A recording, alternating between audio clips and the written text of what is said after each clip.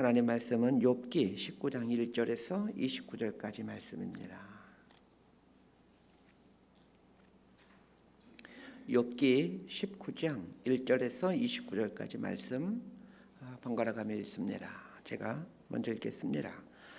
욥이 대답하여 이르되 너희가 내 마음을 괴롭히며 말로 나를 짓부수기를 어느 때까지 하겠느냐. 너희가 10번이나 나를 학대하고도 부끄러워 아니하는구나. 비록 내게 허물이 있다 할지라도 그 허물이 내게만 있느냐. 너희가 참으로 나를 향하여 자만하며 내게 수치스러운 행위가 있다고 증언하려면 하려니와 하나님이 나를 억울하게 하시고 자기 그물로 나를 에워싸신 줄을 알아야 할지니라.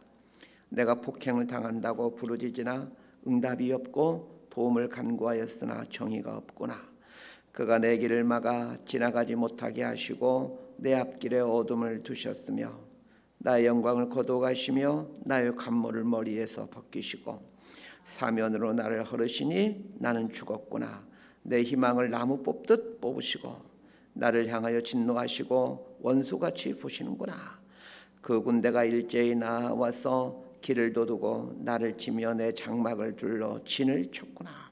나의 형제들이 나를 멀리 떠나게 하시니 나를 아는 모든 사람이 내게 낯선 사람이 되었구나. 내 친척은 나를 버렸으며 가까운 친지들은 나를 잊었구나. 내 집에 머물러 사는 자와 내 여종들은 나를 낯선 사람으로 여기니 내가 그들 앞에서 타국 사람이 되었구나. 내가 내 종을 불러도 대답하지 아니하니 내 입으로 그에게 간청하여야 하겠구나. 내 아내도 내 숨결을 싫어하며 내 허리의 자식들도 나를 가련하게 여기는구나. 어린아이들까지도 나를 업신여기고 내가 일어나면 나를 조롱하는구나. 나의 가까운 친구들이 나를 미워하며 내가 사랑하는 사람들이 돌이켜 나의 원수가 되었구나. 내 피부와 살이 뼈에 붙었고 남은 것은 겨우 잇몸뿐이로구나. 나의 친구야, 너희는 나를 불쌍히 여겨다오. 나를 불쌍히 여겨다오. 하나님의 손이 나를 치셨구나. 너희가 어찌하여 하나님처럼 나를 박해하느냐. 내 살로도 부족하냐. 나의 말이 곧 기록되었으면 책에 쓰여졌으면 철필과 납으로 영원히 돌에 새겨졌으면 좋겠노라. 내가 알기에는 나의 대속자가 살아계시니 마침내 그가 땅 위에 서실 것이라. 내 가족이 법김을 당한 뒤에도 내가 육체 밖에서 하나님을 보리라. 내가 그를 보리니 내 눈으로 그를 보기를 낯선 사람처럼 하지 않을 것이라. 내 마음이 초조하구나. 너희가 만일 이르기를 우리가 그를 어떻게 칠까 하며 또 이르기를 이레 뿌리가 그에게 있다 할진대 29절 함께 읽습니다. 너희는 칼을 두려워할지니라. 분노는 칼에 형벌을 부르나니 너희가 심판장이 있는 줄을 알게 되리라. 아멘. 저는 그저께와 어저께 우리 중국 목사님들 제주도에 와서 훈련받고 계시는데 그 목사님들에게 가서 좀 강의를 하고 왔습니다. 강의를 준비하면서 참 마음에 부담이 많이 있었는데 이제 목사님들 대상으로 하는 거니까 참 가길 잘했다. 우리 중국 목사님들이 얼마나 이 강의를 잘 듣고 또 많은 은혜를 받는지 우리 성도님도 많이 기도를 하셨다는 걸 느끼게 되었고 또 그분들의 또 그 열정과 열을 보면서 이 목회자로서 처음 가졌던 그 마음들 다시 생각해 보게 되는 기회가 되었습니다. 욥과 욥의 친구들이 욥이 당한 고난 앞에서 계속해서 말하고 있는 것은 하나님은 어떤 분이신가라는 것입니다. 욥이 당한 고난 앞에서 욥은 나름대로 자신의 고난과 밀접하게 연관되어 있는 하나님을 얘기하고 있고 욥의 친구들 역시 욥의 고난을 해석하면서 하나님과 관련시켜서 말해주고 있습니다. 그런 면에서 고난은 우리로 하여금 하나님에 대해 집중적으로 생각하게 하는 기회라는 것을 알게 됩니다. 참 이상합니다. 고난은 우리로 하여금 하나님에 대해 깊이 생각하게 합니다. 결국 고난은 하나님에 대한 지경을 넓혀가게 만들어줍니다. 고난이 없을 때 하나님을 배워간다라면 참 좋을 텐데 고난이 와야 사람은 하나님에 대해 집중하게 됩니다. 그런 면에서 고난은 하나님을 배워가는 학교입니다. 그래서 인생 여정 중에 고난을 만나시거든 하나님을 배우는 학교에 입학하셨다라고 생각하셔야 됩니다. 우리는 욥과 욥의 친구들의 변론을 통해 우리가 이전에 알고 있던 하나님이 아닌 아주 색다른 하나님에 대해서 배우게 됩니다. 특히 욥이 고백하고 있는 말들을 통해서 우리가 생각해 보지 않았던 하나님에 대해서 듣게 됩니다. 자, 1절에서 5절까지 말씀 함께 읽습니다. 시작. 욥이 대답하여 이르되 너희가 내 마음을 괴롭히며 말로 나를 짓부수기를 어느 때까지 하겠느냐? 너희가 10번이나 나를 학대하고도 부끄러워 아니하는구나. 비록 내게 허물이 있다 할지라도 그 허물이 내게만 있느냐? 너희가 참으로 나를 향하여 자만하며 내게 수치스러운 행위가 있다고 증언하려면 하려니와. 1절은 욥이 대답하여 이르되 라는 말로 시작하고 있습니다.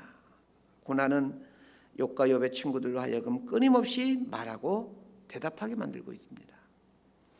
말하고 대답함으로 사람은 지경이 넓어져 갑니다.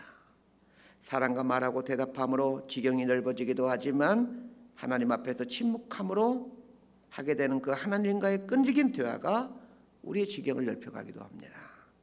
그래서 속상한 일이 있고 마음을 아프게 하는 일이 있을 때 하나님과 대화함으로 그 사건을 해석하는 지경을 넓혀가고 또 사람을 이해하는 마음을 넓혀갈 수 있게 되기를 바랍니다.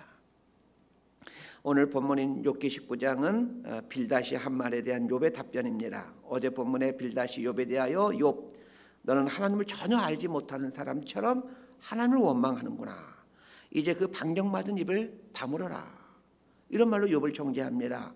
이에 대해서 욥은 오늘 본문 2절에서 너희가 내 마음을 괴롭히며 말로 나를 짓부수기를 어느 때까지 하겠느냐면서 친구들의 말이 욥의 마음을 더 괴롭게 하였다라고 말하고 있습니다. 사실 욥의 친구들의 말은 우리 신앙의 눈으로 보면 전혀 틀린 말이 아닙니다. 마치 잠언의 말씀처럼 다 옳은 말들 뿐입니다. 다만 욥에게 닥친 특수한 상황에 대한 해석을 잘못하고 있는 것뿐이지 욥의 친구들이 하는 말들은 모두가 맞는 말들입니다.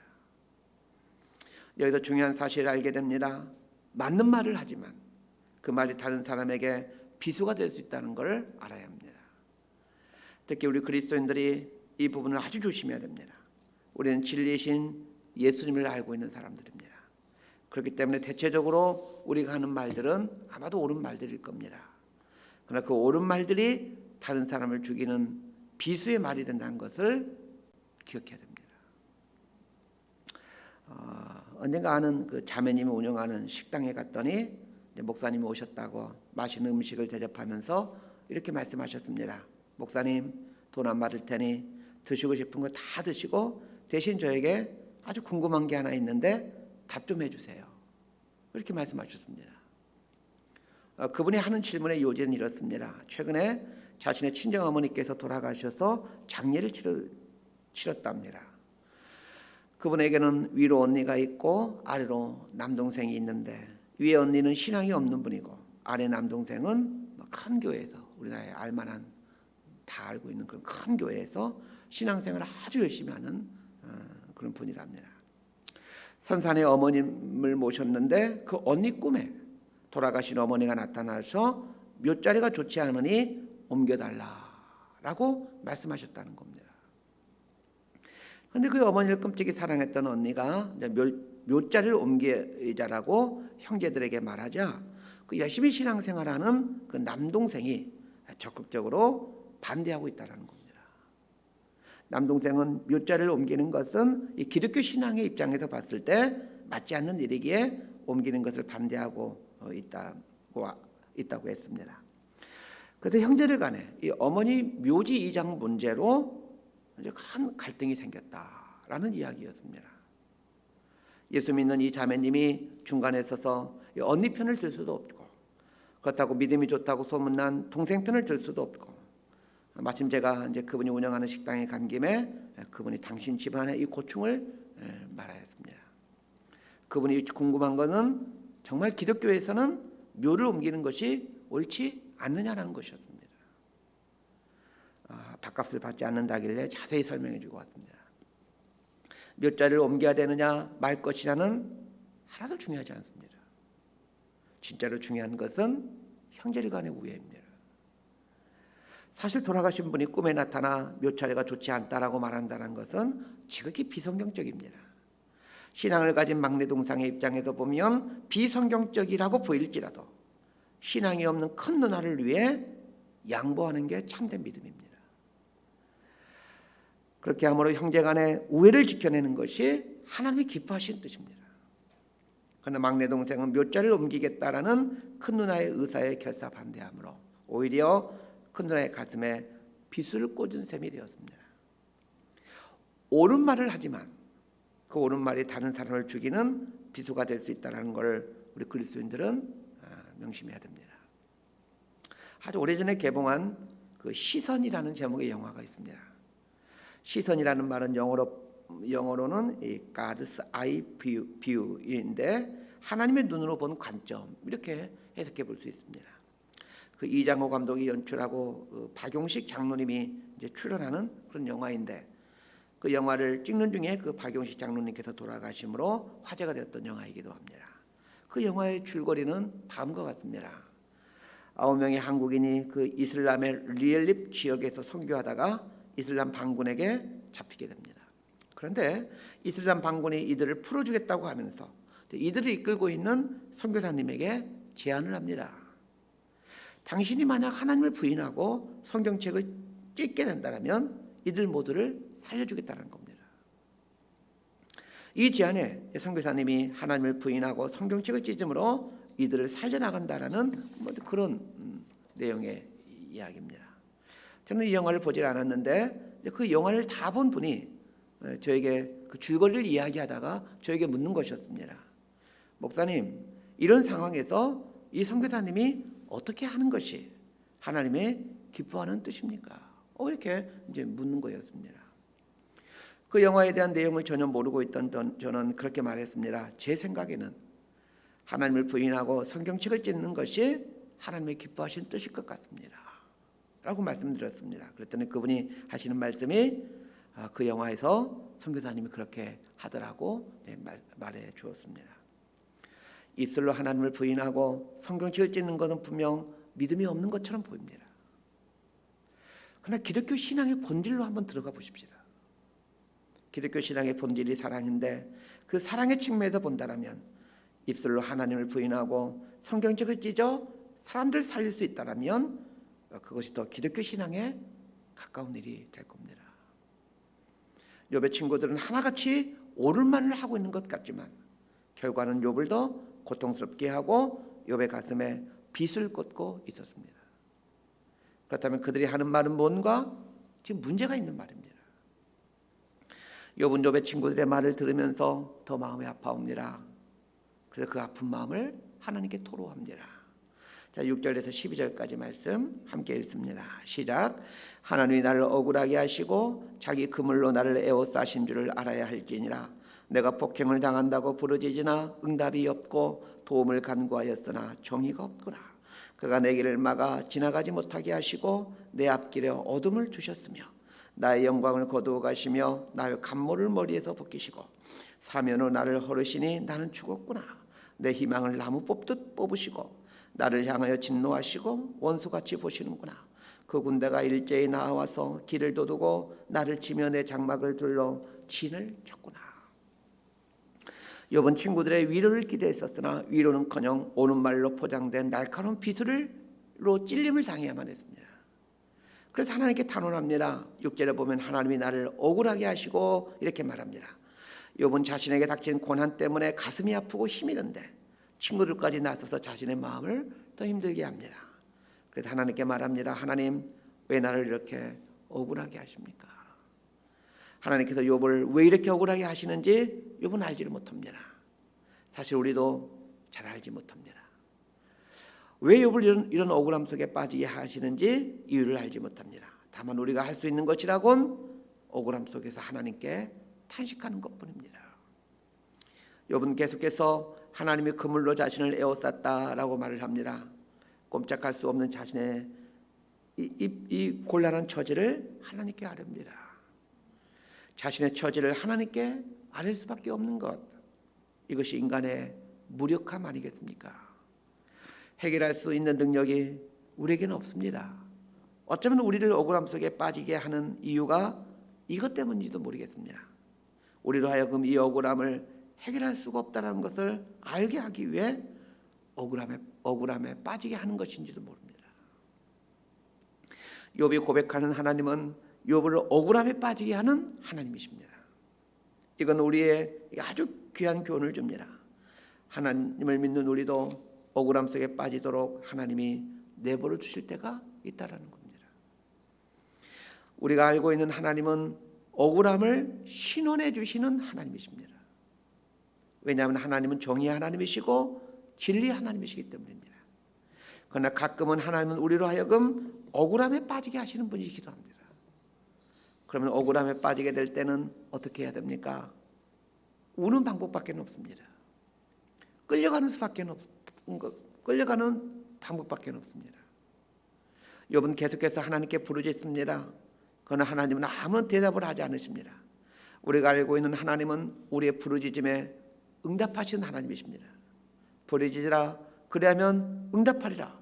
이게 우리가 알고 있는 하나님입니다. 그러나 가끔은 부르짖어도 응답이 없는 하나님일 때가 있습니다. 지금 욥은 이런 공식 밖에 계신 하나님을 우리에게 소개해 주고 있는 겁니다. 8절에 보면 그가 내 길을 막아 지나가지 못하게 하시고 이렇게 말합니다. 우리가 알고 있는 하나님은 여호와는 나의 목자이시고 내가 사망의 음침한 골짜기에 거할지라도 나와 함께 하신 하나님, 나를 인도해 가시는 하나님입니다. 그러나 지금 욥이 알려주고 있는 하나님은 내 길을 막아서시는 하나님입니다. 욥은 자신의 앞길에 어둠을 두시는 하나님이라고 말하고 있습니다. 우리가 알고 있는 하나님은 우리의 앞길에 빛으로 인도해 가시는 하나님입니다. 9절에서 욥은 나의 영광을 거두어 가시며 나의 관모를 머리에서 벗기시는 하나님이라고 말하고 있습니다. 우리가 알고 있는 하나님은 내 원수의 목전에서 내게 상을 차려주시고 기름을 내 머리에 부어주시는 하나님입니다. 그러나 욥은 영광을 거두어 가시고 수치를 남기시며 관모를 머리에서 벗기시는 하나님을 말해주고 있습니다. 이렇게 색다른 하나님이기에 욥은 당황하며 두려워하고 있습니다. 우리도 그렇습니다. 우리가 알고 있는 공식 너머의 모습으로 오시는 하나님 앞에서 당황해야 합니다. 욥기는 우리에게 공식을 뛰어넘어 오신 하나님을 말하면서 그 앞에서 당황하며 탄식하는 인간의 연약함을 말해주고 있습니다. 결국 욥기를 통해서 말해주고자 하는 것은 무엇입니까? 하나님은 우리와는 비교할 수 없이 크고 깊은 분이다라는 겁니다. 하나님의 뜻과 섭리는 우리의 생각과는 비교할 수 없이 오묘하고 신비롭다는 겁니다. 그래서 진짜 믿음이란 이 해석되지 않는 공식 너머의 하나님을 그대로 받아들이는 것입니다. 해석되지 않기에 울고 고통스러워하지만 있는 그대로 오신 하나님을 받아들이는 겁니다. 우리에게 주어진 모든 사건들 앞에서 이런 자세로 서 있어야 합니다. 말씀 정리합니다. 오늘 말씀을 통하여 두 가지를 기억했으면 합니다. 옳은 말이지만 비수가 될 수 있다는 것을 기억하는 것입니다. 특히 그리스도인들이 저지르기 쉬운 죄가 바로 이것입니다. 절대자이신 하나님을 알고 절대 진리이신 성경을 붙들고 살기에 우리는 그 절대 진리이신 하나님의 이름을 사용하여 누군가를 죽이는 비수로 활용할 수가 있다는 것을 알아야 합니다. 절대 진리이신 성경 말씀을 빙자하여 누군가의 가슴에 비수를 꽂는 어리석은 일을 할 수 있다는 것을 알아야 합니다. 하나님은 사랑이십니다. 그러기에 하나님을 믿는 신앙은 누군가를 죽이는 비수로 나타날 수가 없습니다. 두 번째 기억해야 될 것은 공식 밖에 하나님을 인정하는 것입니다. 우리는 모두 하나님에 대한 어떤 공식을 갖고 있습니다. 이 공식을 통상 신학이라고 부릅니다. 사람 다 신학을 가지고 있습니다. 신에 대한 관점이죠. 신앙이 깊지 못하면 적은 공식을 갖고 있고 신앙이 깊으면 많은 공식을 갖게 됩니다. 그런데 그 공식조차도 뛰어넘는 훈련을 해야 됩니다. 하나님은 우리가 알고 있는 공식을 뛰어넘어 우리 삶에 오심으로 하나님을 향한 우리의 지경을 찢어 우리를 넓혀가십니다. 욥기 마지막 장에 가면 욥이 자신의 공식을 찢어 더 깊은 하나님을 경험하고 있다는 것을 보게 됩니다. 내가 주께 대하여 귀로 듣기만 하였사오나 이제는 눈으로 주를 배움나이다 라는 고백은 욥의 신앙에 대한 공식의 지경이 훨씬 더 넓어지고 깊어져 갔다는 걸 말해줍니다. 그러나 욥기 42장에서 이 하나님을 깊이 경험하였다 할지라도 또 거기서부터 시작점이 되는 겁니다. 더 깊은 하나님을 만나기 위한 연단의 과정이 그의 앞에 놓여 있는 겁니다. 우리의 인생을 이렇게 이해하셔야 됩니다. 하나님을 더 깊이 알아가기 위해 우리의 시경을 찢어가는 기간이 우리에게 주어진 인생 기한입니다. 그렇기 때문에 우리에게 주어진 인생 기한을 하나님을 알아가는 것에 목적을 두고 살아가셔야 됩니다. 그 사람만이 자기 자신을 하나님의 깊고 깊은 신비 속으로 이끌어가며 더 나아가 다른 사람들을 하나님의 영광 속으로 이끌어가는 참된 그리스도인이 될 수 있습니다. 이런 삶을 살아가는 저와 여러분이 될 수 있게 되기를 진심으로 소망하고 축복합니다. 기도하겠습니다. 하나님 아버지, 하나님에 대한 알량한 지식이, 하나님 말씀에 대한 그 얕은 지식이 다른 사람의 마음을 찌르는 비수가 되지 아니하도록 우리의 입술을 다스려 주옵소서. 하나님에 대한 깊은 지식과 경험이 사랑이라는 신앙의 본질에 합당한지를 늘 살펴가는 지혜를 허락하여 주옵소서. 하나님에 대해 갖고 있는 공식을 뛰어넘어 새로이 다가오고 계신 하나님을 향하여 마음을 열어갈 수 있도록 인도하여 주시고, 겸손함을 주셔서 하나님을 향한 새로운 지식들이 생겨날 수 있도록 은총을 주옵소서. 그래야 예수님께서 우리를 위하여 기도하셨던 것처럼 내가 온전한 것처럼 너희도 온전하여라 라는 말씀에 합당한 그리스도인들로 날마다 자라가게 하여 주옵소서. 예수님 이름으로 기도드리옵나이다. 아멘.